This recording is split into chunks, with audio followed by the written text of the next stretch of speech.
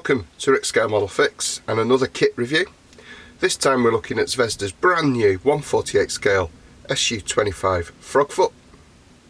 So without further ado, let's conduct the box top tour, and we've got some lovely digital artwork there on the top of the box. It's quite a large box and will only just fit on the cutting mat. So we've got some info there about the decal options included in the kit, paint required in Tamiya and Zvezda zone, a bit of a blurb about the company and the usual warning data. 48 scale kit, 359 parts, and it's 32 centimeters long when completed. On the back of the box, got some photographs of the finished model.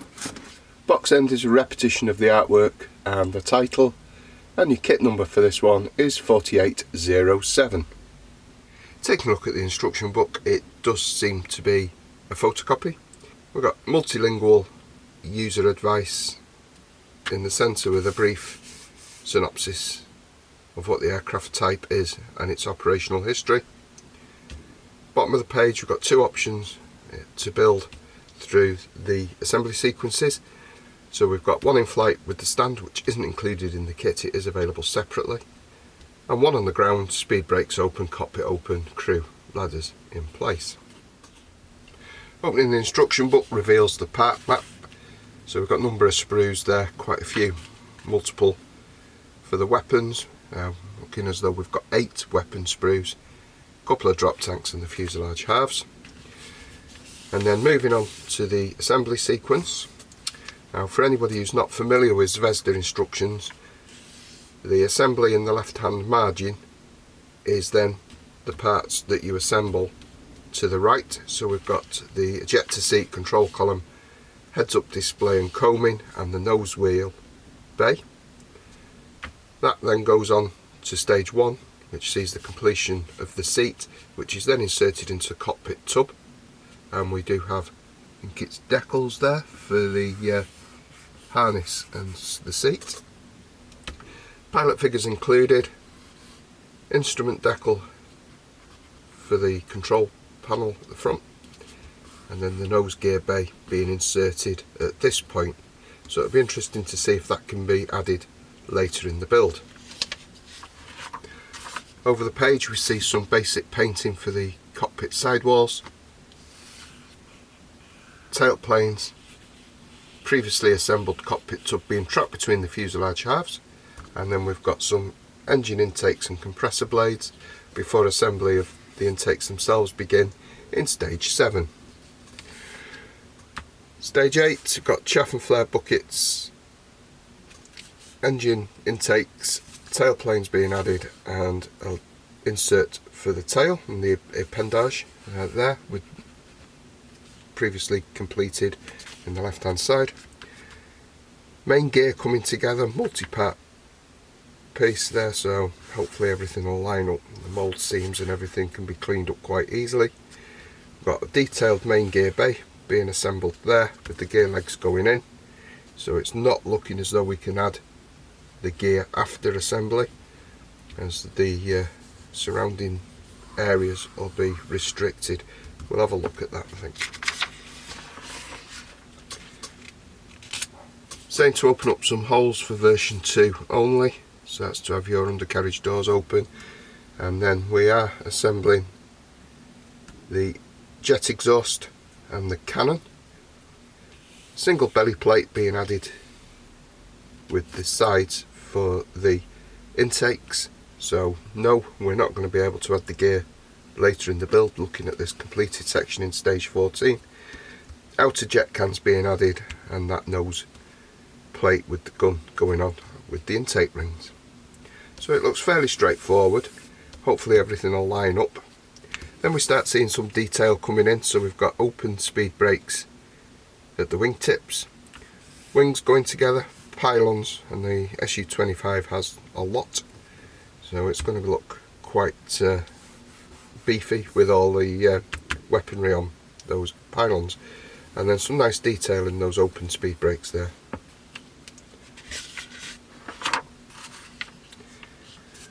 wings coming on to the upper surface, so hopefully we'll get a nice join at the top of the fuselage there. Two-piece rudder, more chaff and flare rails and buckets going on along with the fin top, and then we have a strange way of creating the main gear. So we've got two separate tyre halves with a front hub and rear hub. I'm not going to be a fan of that. I think some resin examples are going to be in order there. It just looks like well overcomplicated for what is essentially two wheels. Nose gear, two halves, undercarriage bays, and I'm assuming they're drop tanks, some weaponry, cockpit windscreen going in with aerials at stage 25. Over the page deals with all the weaponry. None of it is identified, but it's comprehensive to say the least. There's that stand, pitot tubes, handles for the canopy and crew access ladder, that all transferring over to the build sequence, and we do have some chocks as well. Crew access doors and pitots, and there's that stand that's available separately. And then over on the last page we have all the stencil data for each of the variants. That's finally continued on the rear page, so that'll keep you occupied for quite a while. Bit of a mixed bag there. I think there's some strange design choices, certainly with that undercarriage, and those wheels look bizarre. I've never seen anything like that. So let's have a look at what options are included in the kit.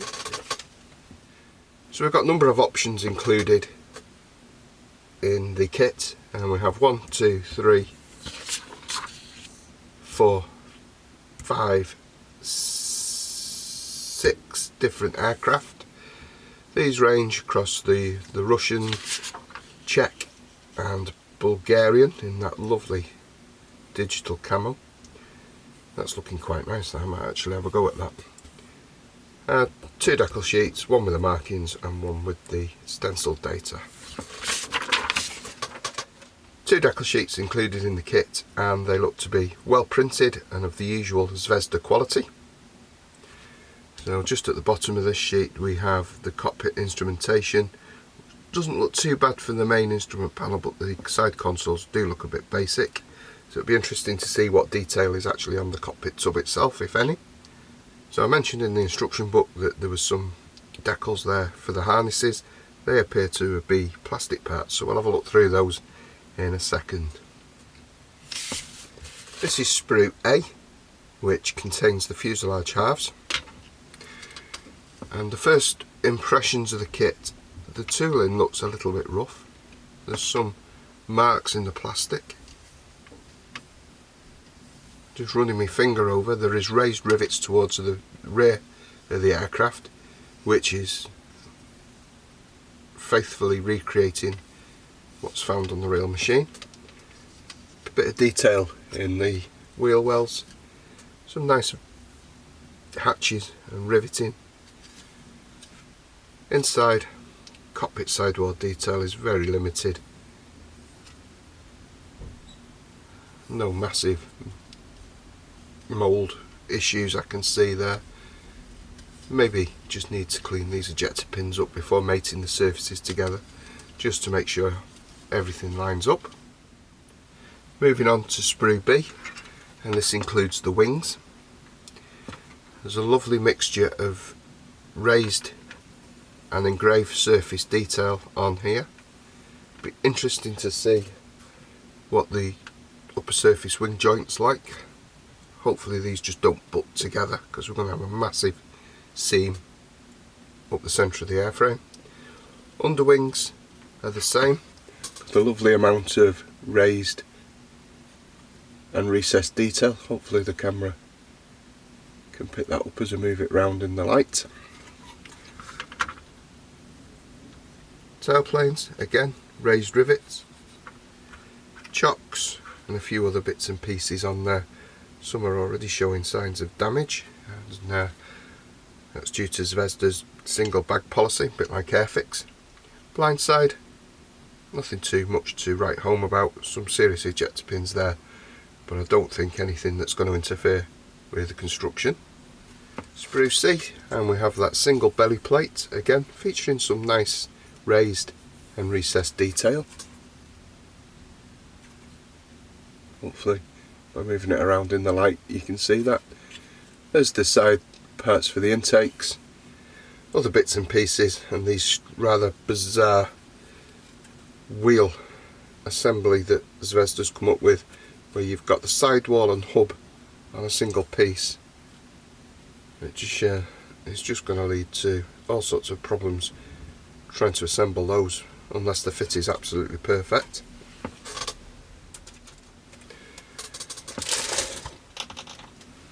This is sprue E, and there's two of these in the kit, and there's the other side of the wheel and the tread, again moulded separately, and there is some nice tread detail on there, but yeah, strange one. Your missiles, speed brakes, drop tanks there, jet exhausts and other small detail items. So this is sprue F. Those ejector seat parts, so they are definitely plastic. I thought they looked as though they were Decals in the instruction booklet, but they're not. They're plastic parts. But Zvezda, what are you doing? There is no detail, sidewall detail on that cockpit tub at all. Clearly not acceptable for a modern new tool 2022 kit, especially at a retail price of nearly £50. No doubt the likes of Quinta, Edard are going to come to the rescue of the modeller, and I just wonder sometimes whether manufacturers skimp on detail in these areas, knowing that the majority of perhaps the modelers will replace that. Leaves it a bit short for those on a budget, but nonetheless the Decals just don't cut it in 48th, I'm afraid. On the other hand, Zvezda go and give you a number of sprues in the kit devoted to Soviet era weaponry, and I think that's going to fully load up your Frogfoot model if you choose to spend the time going through these. Clear parts for the windscreen and canopy can be posed open. Nose section, other bits and pieces there, all look to be well moulded. No flaws or flow marks in the glass. So there we have Zvezda's Su-25 Frogfoot in 1/48 scale. Probably as high up the modeller's wanted list for a new tool kit as Airfix's recently announced 48 scale Buccaneer. Bit of a mixed feelings with this one. I think the cockpit is woefully under detailed, clearly leaving the way open for somebody like Quinta or Edard to add some further embellishment there at the modeller's expense. It's an Su-25 in 48 scale. You know, there's only the old monogram kit or the KP kit around, so it'll be interesting to compare to those. There's some interesting assembly methods in the kit which hopefully won't cause too many problems. There's a lot of joints, certainly around the underside and the tops of the wings, that'll hopefully be pretty reasonable. I have built some of Zvezda's 72nd scale stuff and the fit has been absolutely perfect, so hopefully that'll carry on with this one. So all that's left is for me to say thank you for watching the video, and stay well, stay safe and take care until next time.